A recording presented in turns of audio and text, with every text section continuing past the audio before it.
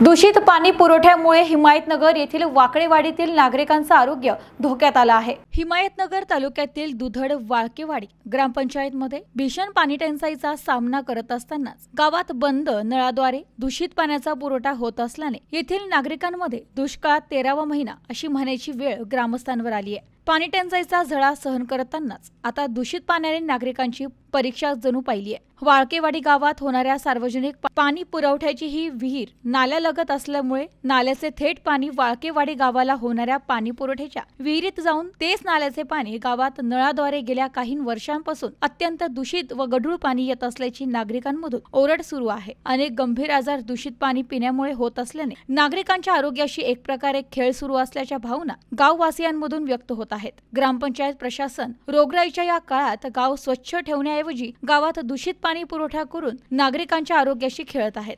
याविषयी संबंधित ग्रामपंचायतला वारंवार ग्रामस्थांनी तोंडी तक्रार केल्या, परंतु गावातील नागरिकांचे म्हणणे कोणीही लक्षात घ्यायला तयार नाही। प्रतिनिधी शंकर बर्डे, न्यूज टुडे 24 नांदेड।